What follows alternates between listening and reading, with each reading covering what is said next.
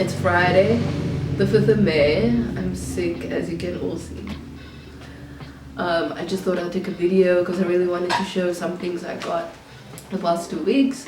I have 3 new vlog babies, and I'm into hospice with Kurt, and we got a mug and like a sugar holder. So yeah, I just wanted to show that because I'm super excited about them, and they're also in hopes to move out. So these are like items for me move out also. So we're proud grandparents. Before we left, so I got sick all the weekend. We went to Hermanus with Kurt and his family. So I got sick then when I came back. But before we went, I got this cute little baby.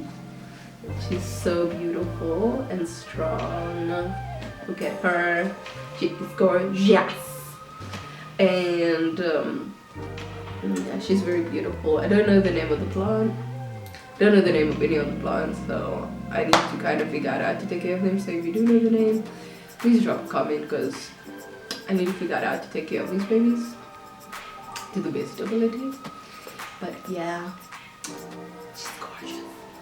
And then we got this baby right here.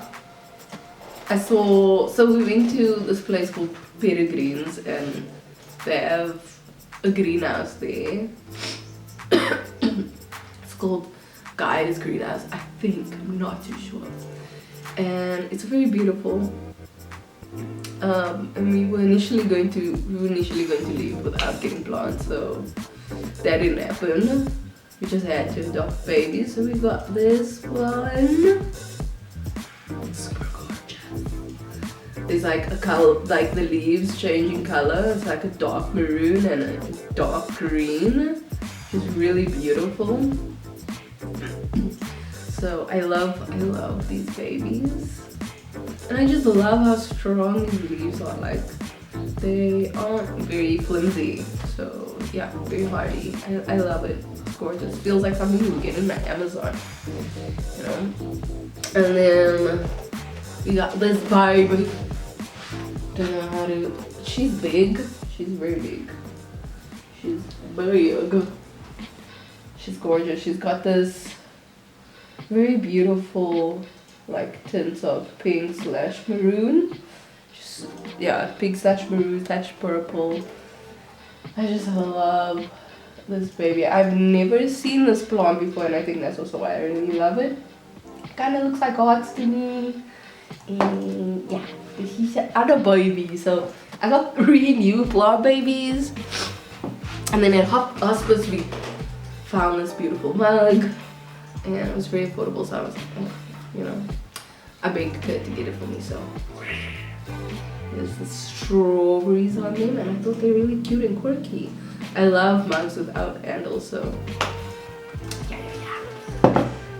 Got that one. And then the sugar pot. She's really dope. It's always nice to have a sugar pot. I think it's cute, but it's a bit sticky, so I need to figure out how to clean it. But it was worth it. It was so worth it. Yeah.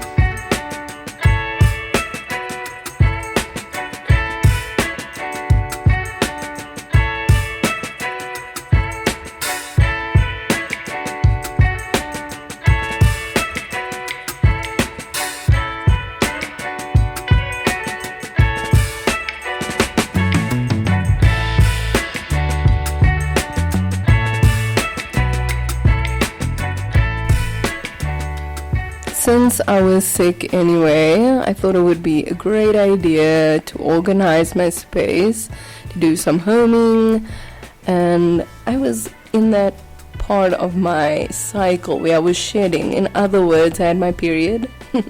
So I think it's always the best time when I'm either sick or on that part of my cycle where I'm shedding, to reorganize space, to declutter, to take away things that do not serve me anymore in order to make room for things that do. And I read somewhere in the week or that week that in order to usher in the new, you need to let go of the old. And I keep forgetting that simple part of life, that holding on to things doesn't actually serve us.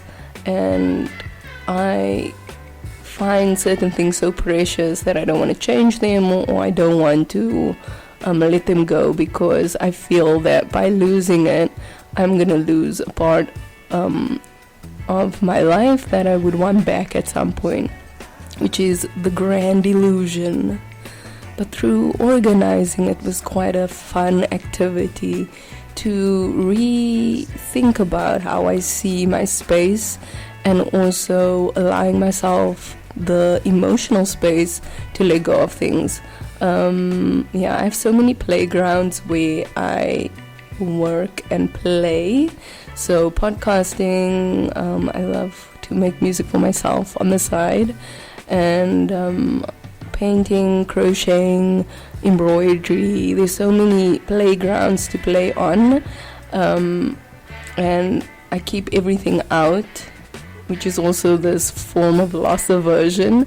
I keep everything out because I'm like, I want to play at any time, but it actually stifles my creativity. So reorganizing made me realize that, and I painted a box in order for all my pencils, crochet hooks, and my paintbrushes to go into, to just organize the space properly, not to have this cluttered space that actually makes it hard to create in.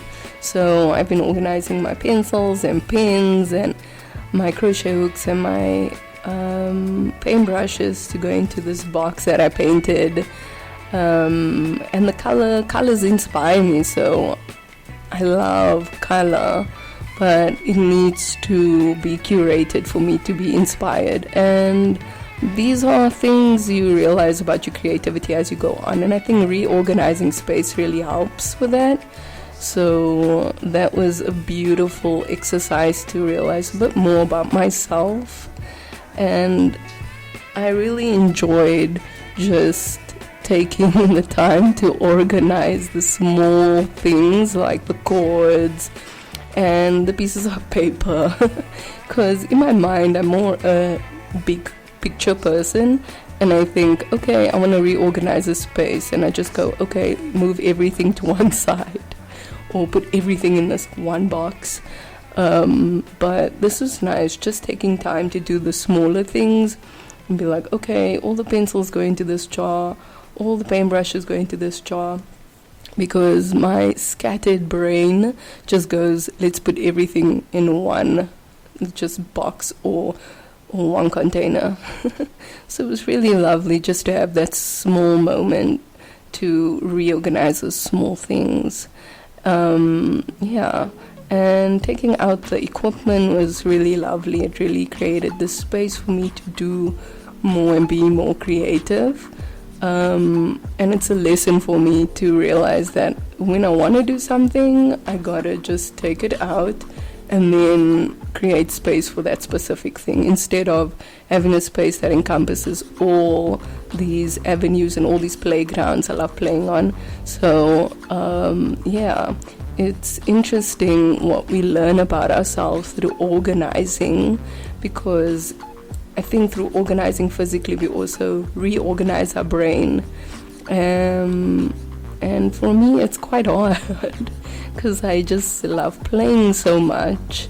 I don't want to organize spaces. I feel like it's a waste of time, if I'm being honest.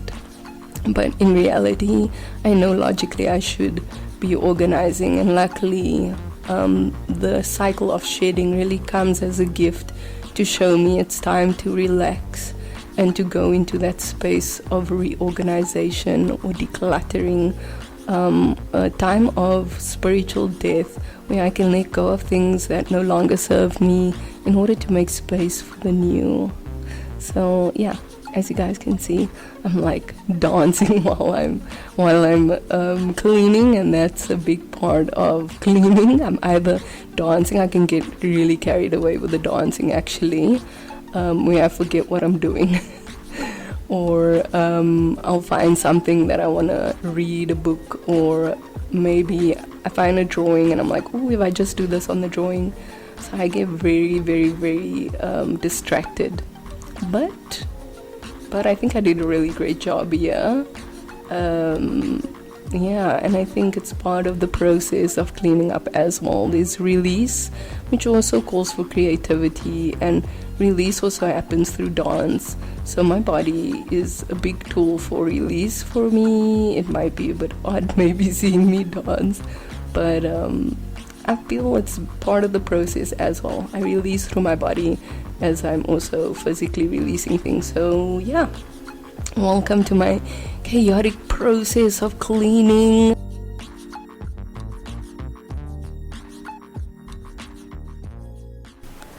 Welcome to my ASMR section of this video.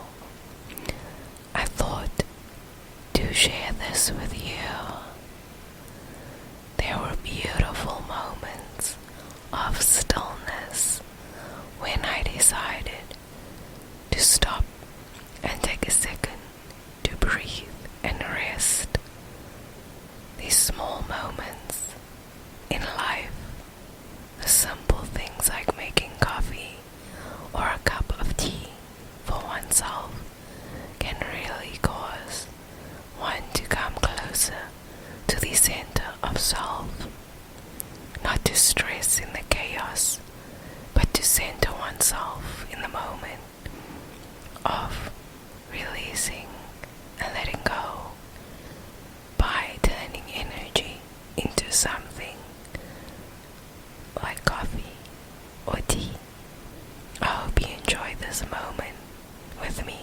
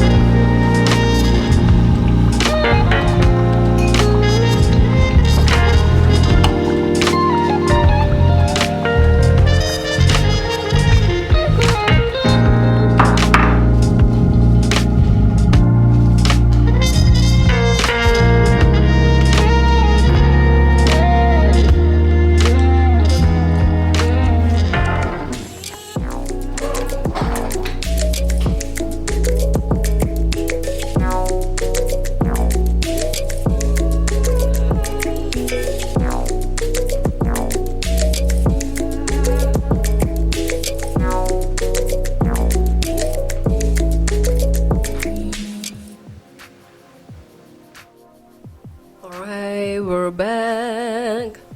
This is Stepping Out with Kay Juicy, and for those who are tuning in for the first time, this is a space where we explore freedom and creativity through sound and conversation. So, tonight I have a beautiful guest. Their name is Zen.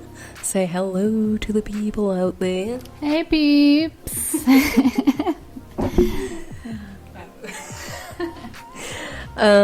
So Zen is an artist in the field of music mostly, but also creative, I would say. You can check them out on which platforms do you prefer, because there's so many? Instagram or Spotify or YouTube. On Instagram, Sentient Being, and the same on YouTube would be Sentient Being, but also Spotify I'm under Zen, but you would have to type in like Zen Self-Love. That's where I am. Yeah. Oh, so there you have it. Do yourself a favor and go check it out. Go check out the music. And I've got some very intense questions to ask Zen. So what I ask everyone who comes on this radio show is, what is freedom to you? What does it mean to you? Freedom to me would be, I feel free when I'm like coloring outside the lines, you know, like breaking rules.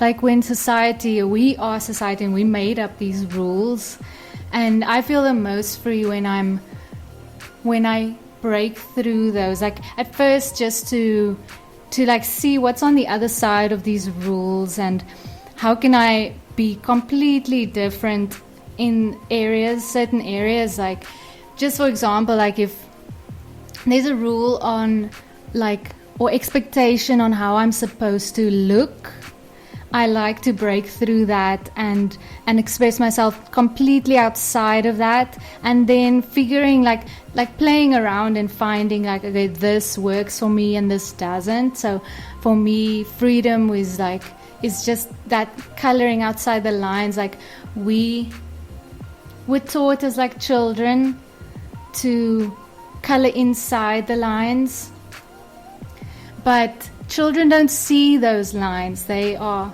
creative and they don't have those restrictions that we made up, like those lines. We made those up, and I like to go back to that, like breaking through those lines and rules and coloring outside the lines and becoming a bold and colorful version of myself, and seeing like what works, like keeping what works and throwing away what doesn't. Mm-hmm. Daily life, how does freedom and creativity find itself in your daily life? Oopsie,